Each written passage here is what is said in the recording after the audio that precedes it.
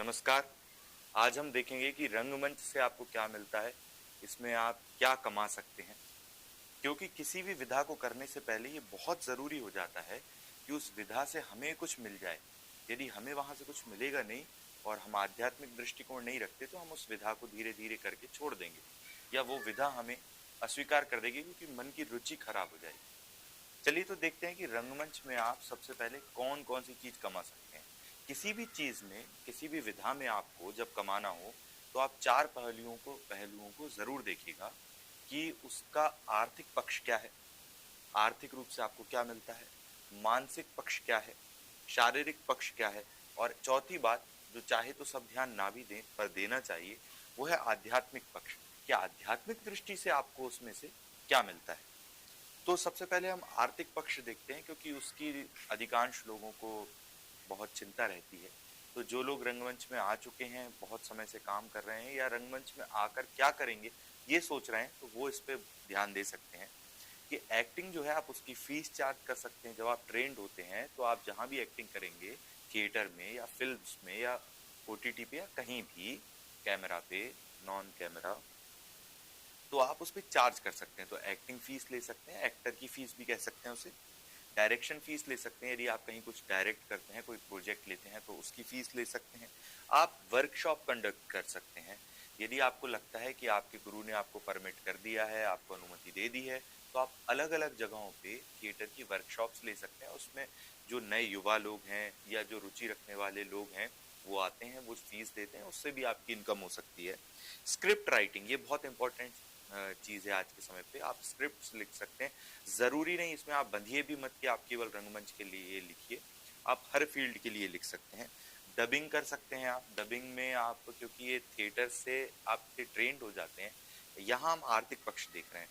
रंगमंच में डबिंग नहीं होती है। कुछ शोज़ में जो बड़े जो बैकग्राउंड में म्यूज़िक देते हैं, डायलॉग्स देते हैं, वहाँ डबिंग होती है।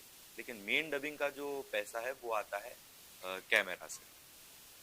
ग्रांट और स्कॉलरशिप, अभी ग्रांट का एक विषय चल भी रहा था। तो ग्रांट्स जो होती हैं गवर्नमेंट की और जो कुछ स्कॉलरशिप्स होती हैं, वो आप ले सकते हैं। उसके लिए आपको एलिजिबल होना पड़ेगा।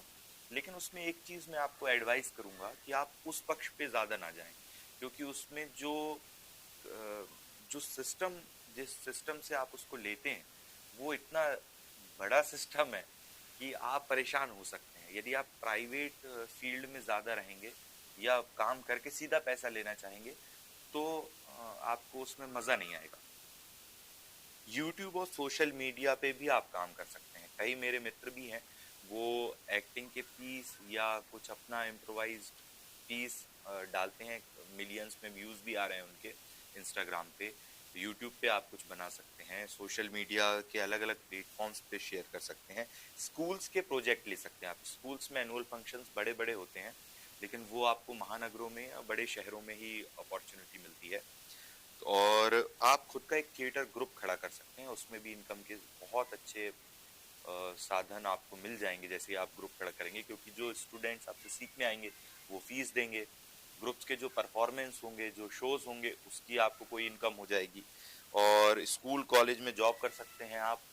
स्कूल्स में अब क्योंकि कई जगहों पे ये हैं कोर्सेज, तो आप वहाँ अप्लाई कर सकते हैं। एनजीओ से कोलैबोरेशन कर सकते हैं। अधिकांश एनजीओ ऐसे हैं जो लोगों की पर्सनालिटी डेवलपमेंट के लिए, या कोई दिव्यांगजन है उनके बीच में, कैदियों के बीच में, अलग अलग जगहों पे कई समाज के कई वर्गों के बीच में पर्सनालिटी डेवलपमेंट जैसे प्रोग्राम्स करते हैं। तो उसमें रंगमंच से ज़्यादा पावरफुल कोई चीज़ नहीं है, क्योंकि जीवन के सब आयामों को उन्नत करती है। तो आप वहाँ जा सकते हैं। और ये जो आय के सोर्स और जो हम चर्चा कर रहे हैं, ये केवल थिएटर के लिए काम नहीं आएंगे। परफॉर्मिंग आर्ट की जितनी जितनी परफॉर्मिंग आर्ट्स हैं, उन सब में ही आपको काम आएंगी। बस आपको थिएटर की जगह अपनी आर्ट को जोड़ के अप्लाई कर देना है, क्योंकि गवर्नमेंट सबके लिए सेम करती है और पब्लिक में भी सेम ही माहौल है। अब आता है इसका आर्थिक पक्ष। आर्थिक पक्ष हो गया, अब आता है इसका शारीरिक पक्ष। शारीरिक पक्ष क्या है? कोई डांसर हो, कोई थिएटर आर्टिस्ट हो, कोई पेंटर हो, कोई अ, कुछ भी आप आर्ट फॉर्म करते हैं, उस आर्ट फॉर्म में आपको खुद को फिट रखना है। वो केवल बॉडी को लीन कर लेना नहीं है, वो अलग अलग हर प्रकार से बॉडी को फिट रखना है। आप कुडियट्टम के परफॉर्मर्स को देखेंगे तो वो कई बार इंडियन फिजिक होती है उनकी, थोड़ी थोड़े बल्की बॉडी भी होती है, तो हो सकता है उनके 8 पैक और 6 पैक ना हो, पर उनका स्टेमिना बहुत पावरफुल होता है, वो बहुत अपने आप को फिट रखते हैं। वैसे कई सिंगर्स होते हैं, वो अपने आप को इतना फिट रखते हैं कि वो 1.5-1.5 2-2 घंटे गाते हैं, तो रियाज कितना करते होंगे। डांसर जो होते हैं, एक डांसर को आप यदि भरतनाट्यम करते देखेंगे कि वो 1.5 घंटे परफॉर्म कर गया, तो उसमें कितना उसने खुद को फिट रखा। ये भी आपकी कमाई है, क्योंकि शरीर स्वस्थ है तो सब कुछ स्वस्थ है। अब आता है इसका एक और बहुत महत्वपूर्ण पक्ष, जो संभवतः संसार की दृष्टि से सबसे महत्वपूर्ण पक्षों में से है, वो है उसका मानसिक पक्ष। यदि आप किसी चीज में जाते हैं, जो परफॉर्मिंग आर्ट्स हैं, थिएटर में आते हैं, और यहाँ आप कमाना चाहते हैं, अर्थ नहीं कमा पा रहे, शरीर भी नहीं कमा पा रहे, तो आप कमा पाएंगे यहाँ मन। और मन के जीते जीते मन के हारे हार, आपने भी सुना होगा, हमने भी सुना है।